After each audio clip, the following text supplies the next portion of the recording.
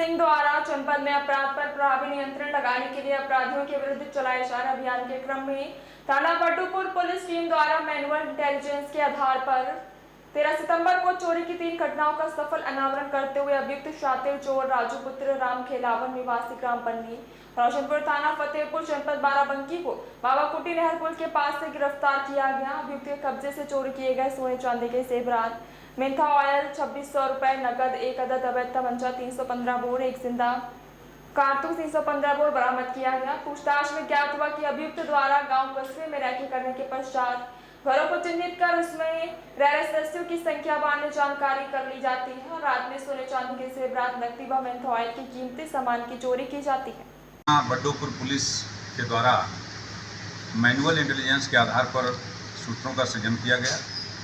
और इसके आधार पर 2 ऐसी घटनाओं का अनावरण किया गया था जिसका हल्ला बहुत मचा हुआ था। एक तो महिला है,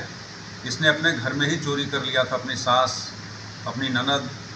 और अपना भी जेवर, जिससे लोगों को लगे कि सही चोरी हुई है। इससे पूछताछ किया गया तो पता चला कि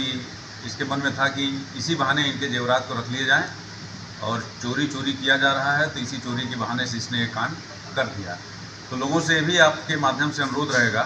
कि इस तरह की अफवाहें जो लोग फैला रहे हैं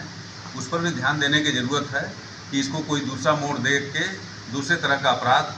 आसपास ही न कर लिया जाए, इस पर भी सतर्क दृष्टि रखनी है। इसी के साथ एक और चोरी की घटना का अनावरण हुआ। पूछताछ में कुल 3 घटनाओं का अनावरण किया गया है, जिसमें एक राजू नाम का है, रोशनपुर का रहने वाला, इसी थाना क्षेत्र का।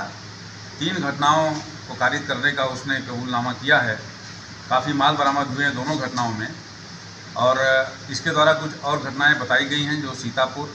जनपद के अन्य थाना क्षेत्रों के हैं, उनके बारे में तस्दीक किया जा रहा है। यहाँ बताना आवश्यक है कि इस राजू पर पूर्व में ही लगभग 1 दर्जन अभियोग पंजीकृत हैं।